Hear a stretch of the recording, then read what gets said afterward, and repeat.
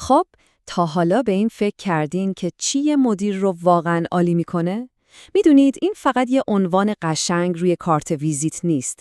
امروز قراره با هم بریم سراغ هسته اصلی مدیریت و ببینیم اصول بنیادینش چیه. برای این کار از یه تحلیل دانشگاهی خیلی جامع کمک گرفتیم تا همه چیز رو ساده و روشن کنیم. خیلی خوب، بیایید با یه سوال شروع کنیم که دقیقاً میزنه به هدف. اصلا کار اصلی یه مدیر چیه؟ یعنی اگه جلسه‌های بی‌پایان و ایمیل‌ها رو فاکتور بگیریم، اون جوهر کارش چیه؟ چی باعث میشه یکی بشه مدیر عالی و یکی دیگه فقط یه مدیر معمولی باقی بمونه؟ برای اینکه به این سوال جواب بدیم، بحث امروزمون رو به 5 قسمت تقسیم کردیم. اول می‌بینیم مدیریت اصلا یعنی چی، بعد میریم سراغ هدفش، وظایف کلیدی و مهارت‌های لازمش رو میشکافیم و آخر سر هم به این سوال قدیمی جواب میدیم که مدیریت علم یا هنر. پس با ما همراه باشید. خب بریم سراغ بخش اول. مدیریت واقعاً یعنی چی؟ میدونید این کلمه رو انقدر همه جا میشنویم که شاید دیگه به معنی واقعیش فکر نمی‌کنیم. قبل از اینکه بریم سراغ جزئیات باید ببینیم وقتی میگیم مدیریت دقیقاً از چی حرف میزنیم. این تعریف خیلی ساده و در عین حال کامله. میگه مدیریت یعنی کنار هم چیدن منابع انسانی و مادی، یعنی آدما و ابزارها برای اینکه به هدفهای سازمان برسیم. بذارید یه مثال بزنم. فکر کنید دارید یه خونه میسازید. مدیر اون کسیه که حواسش هست معمار، کارگرا، آجر، سیمان، همه درست و به موقع کنار هم قرار بگیرن تا اون خونه‌ای که تو ذهنتون بوده ساخته بشه. به همین سادگی. یه نکته خیلی جالبم در مورد خود کلمه مدیریته. ریشش به معنی چرخوندن و اداره کردنه. این چی به ما میگه؟ میگه مدیریت این نیست که یه گوشه بشینی و فقط نگاه کنی. نه، مدیریت یعنی فعال بودن، یعنی فرمون رو دستت بگیری و همه چیز رو به سمت درست هدایت کنی. خب تا اینجا فهمیدیم مدیریت چیه. حالا بریم سراغ سوال بعدی که شاید مهمترم باشه. مدیریت برای چیه؟ هدف نهاییش چیه؟ چون قطعاً هدفش این نیست که فقط چراغ شرکت روشن بمونه و کارها طبق روال همیشگی پیش بره. یه چیزی بیشتر از این حرفاست. مأموریت اصلی مدیریت رو میشه توی این تصویر خلاصه کرد.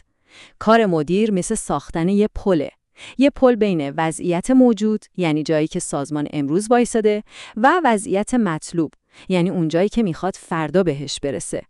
کار مدیر اینه که تیم رو از این ور پل به اون ور برسونه. پس نکته اصلی همینه. مدیریت فقط برای حفظ وضع موجود نیست. برای نگه داشتن چیزها همون جوری که هستن نیست اصلاً و ابداً. مدیریت یعنی حرکت رو به جلو، یعنی پیشرفت، یعنی بهبود دائمی. خیلی خوب. سوال اینه، مدیر چطوری این پیشرفت رو رقم میزنه؟ چطوری تیمش رو از روی اون پل رد میکنه؟ جواب توی 4 وظیفه اصلیه. 4 کاری که اساس مدیریت رو تشکیل میدن. بریم ببینیم چی هستن. این 4 کار اصلی مثل یه چرخه عمل میکنن. اول از همه برنامه ریزی میکنید. یعنی نقشه راه رو میکشید که اصلا قراره به کجا برسیم. بعد سازماندهی میکنید. یعنی آدم‌ها، بودجه، ابزارها، هر چی که لازمه رو سر جای درستش قرار میدید. مرحله سوم رهبریه که باید به تیم انگیزه بدید و راه رو نشونشون بدید. و در نهایت کنترل، یعنی حواستون به پیشرفت کار باشه و اگه جایی از مسیر خارج شدیم سریع اصلاحش کنید. و این چرخه هی تکرار میشه. خب، برای اینکه اون 4 کار اصلی رو درست انجام بدیم، فقط بلد بودن تئوریش کافی نیست، درسته؟ باید یه سری مهارت هم داشته باشیم. در واقع 3 مهارت اصلی وجود داره که هر مدیر کاردرستی باید اونها رو تو خودش تقویت کنه. این 3 مهارت مثل 3 پایه اصلی مدیریت میمونن. مهارت انسانی، مهارت فنی و مهارت ادراکی. یه مدیر عالی باید توی هر 3 قوی باشه.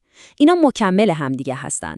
مثلا شما فکر کن بهترین متخصص فنی دنیا باشی، ولی اگه نتونی با 2 آدم حرف بزنی، چطوری میخوای یه تیم رو رهبری کنی؟